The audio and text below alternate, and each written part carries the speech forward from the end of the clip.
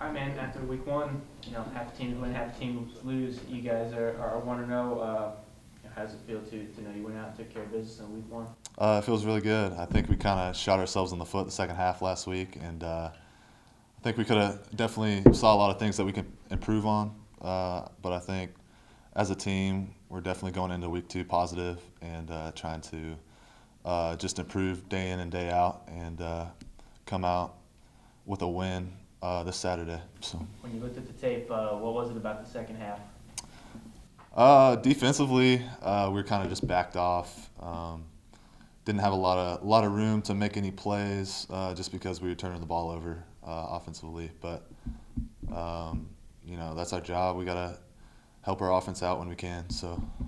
You got your home opener coming up on Saturday. How excited are you to? You've seen what this place is like on Saturday. How excited are you to get out there and play in front of the fans for the first time this season?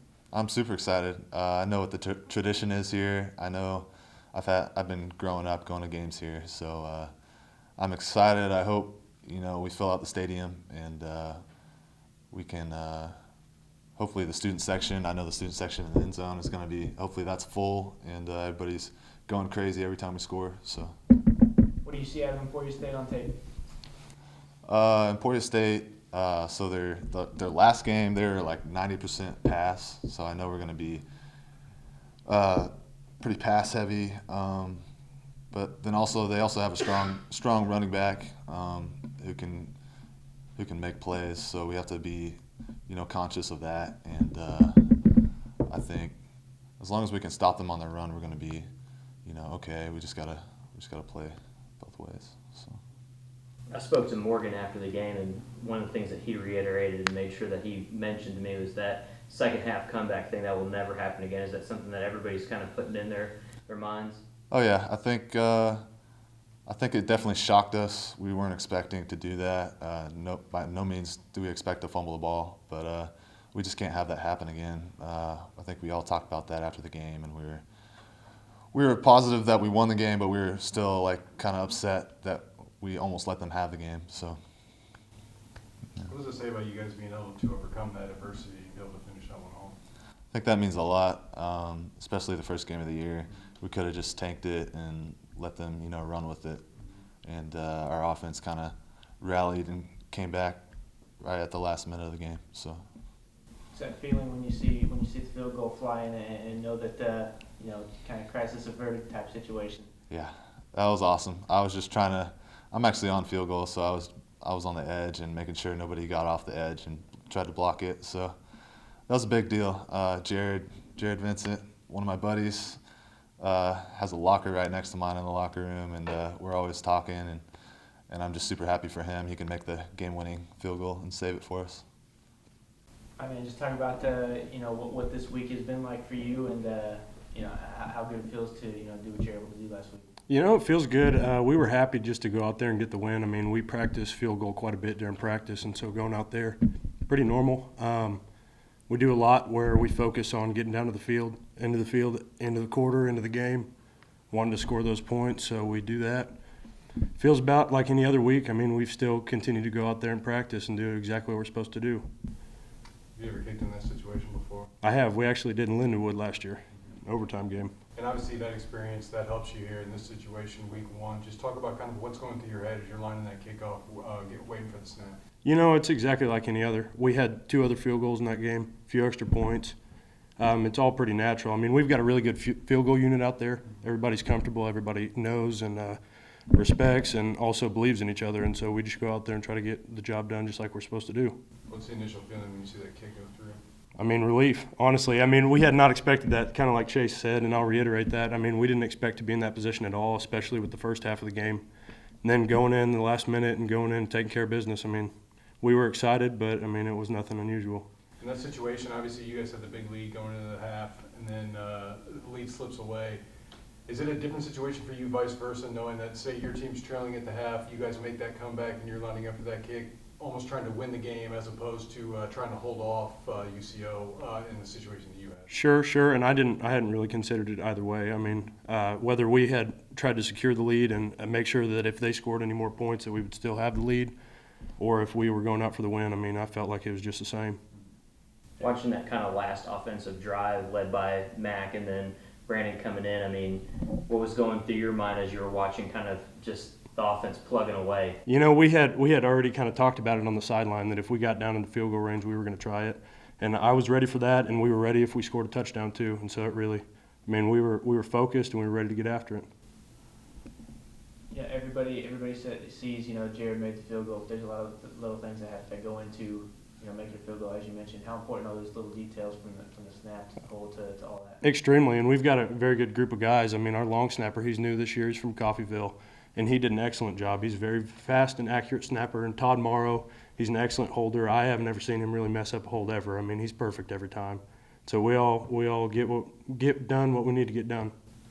Obviously, with Lorenzo taking back that opening kickoff, you with the game-winning field goal, special teams, I mean, was a lot of times it's forgot about until you make the big plays. You guys made the big plays this week. Just talk about the special teams unit for PSU and just how much confidence you guys have in it. We really pride ourselves on our special teams. I mean, we have good units all over the field, and so that's something that we really focus on during practice throughout the week. We watch a lot of film on it. We have a lot of time during practice that we work on it, and we expect to be the best. We expect to be the best in the conference, but we also train for it. You played in front of these fans before. How excited are you to you know, get in that home opener situation and what's always, you know, one of the rowdier games of the year? Been waiting for it since last season. You know, that's all that we look forward to. We love playing in Kearney Smith. We'd play there every weekend if we could. The fans are amazing out there, and we really hope to see it packed out this weekend, especially for the first game. You take a lot of pride in your craft, not only with doing field goals, but also point after attempts. How nice is it to get that recognition when it comes to a high-pressure situation, kicking a game-winning field goal, when you do it week in and week out, when people just kind of take it for granted? You know, it feels good, and I'll add to it that, I mean, it's still 11 guys on the field, and we all have to do exactly what we need to do in order to make those kicks. And so I try to, you know, spread it out a little bit more. I don't try to take the recognition. I mean, it's a unit thing, and our field goal unit, I mean, we're very good at what we do. They get the job done, and I try to do my best to put the kick through. Coach, when you look back at week one and you guys have had a chance to look over the tape, what stands out to you the most? Well, we're extremely happy that we won the game, first and foremost. But, you know, we've made tons of mistakes, and there's a lot of things that can be fixed. We gave up over 100 yards rushing after contact, so we got to clean up our, you know, missed tackles.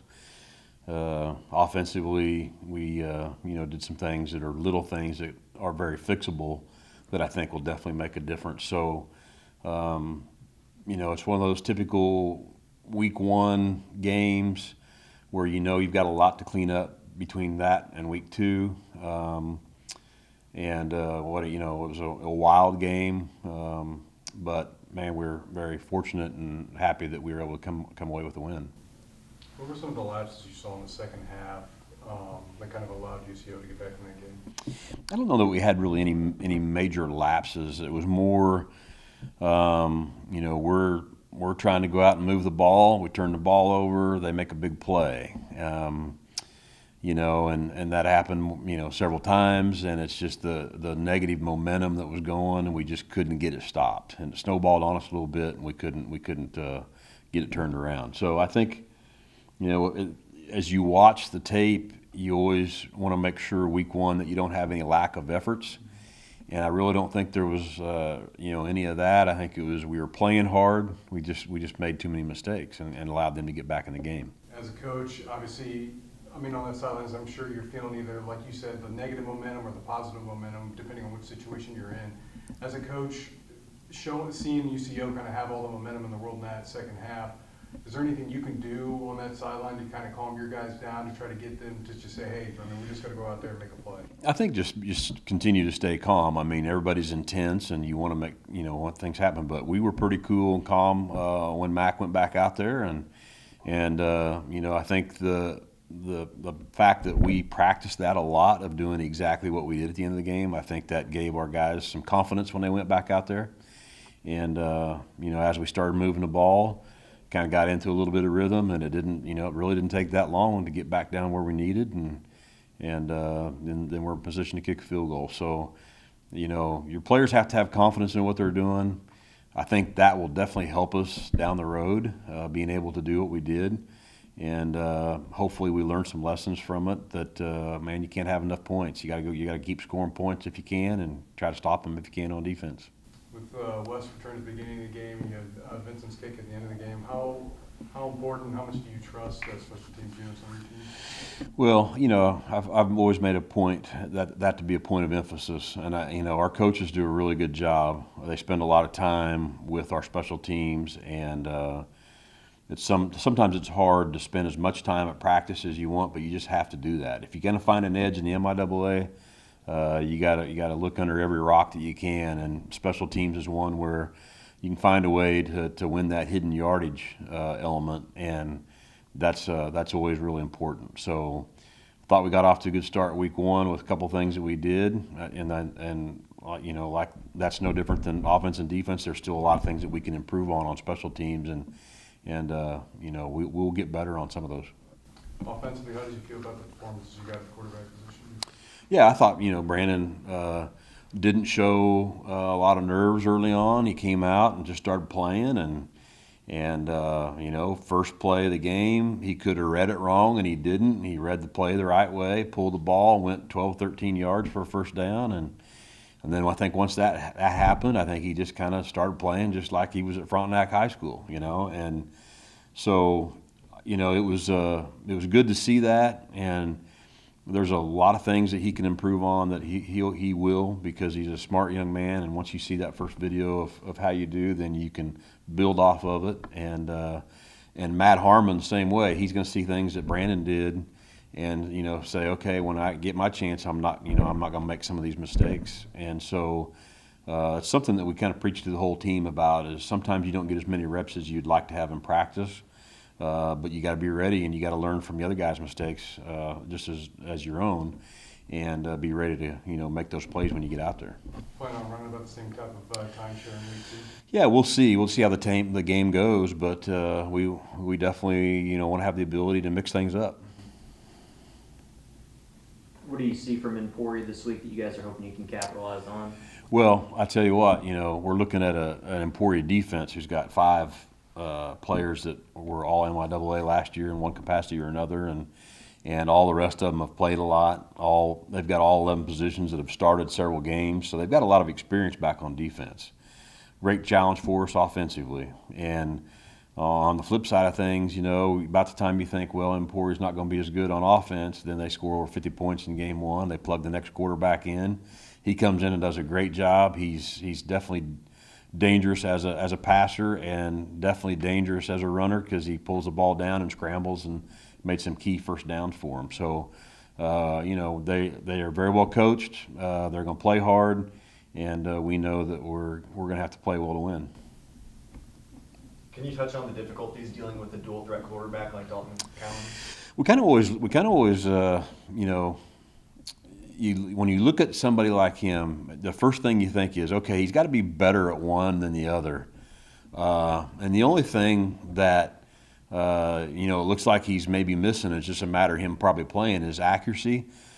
He's got a strong arm, and he runs with some authority, and he's fast when he pulls it down. So we've got to pay attention to that, and we got to keep him contained, and we can't let him run outside the pocket, and we got to make sure that we're keeping him where he's supposed to be at, in between our ends, and not let him just run around, because he'll make a lot of big plays if you let him get outside the pocket. Kind of jumping off of that, how important is it for your defense, more importantly along that line, and linebackers, to not only get to the quarterback, make him feel uncomfortable back there, but also, like you said, keep that containment to make sure he doesn't get outside the pocket and really hurt you? Yeah, that's the key, is try to compress things down, cut down on the amount of time that he'd like to have, reduce the pocket, every once in a while maybe flush him, but have a secondary guy coming inside out that's going to get there very fast. Some of those things are important. So, big thing is we want to be able to make him feel uncomfortable the best we can, and so when they're throwing the ball, you got to have a fast and strong pass rush. What's your first impression of your offensive line group? With our offensive line group? Yeah. Yeah, some of the times now we were really good at times, and I think as the game went on, we started playing a little higher than we needed to because we got tired. And I think if we can play the way we played on some plays for 75 plays a game, it's going to be very, very good for us. So it's one of those things you got to get in game condition and game shape and know how it's going. And in this offense, what we're doing, you got to be able to have the ability to go 15, 17 play drive. And so you've got to be in good condition, and that's something that we definitely need to improve on. In your experience, how much energy do the guys draw from home openers and playing in front of home crowd? Yeah, they're going to be really excited to hear play here at home. We talked about protecting our home turf. This is where we practice every single day. This is extremely important to us to play good here.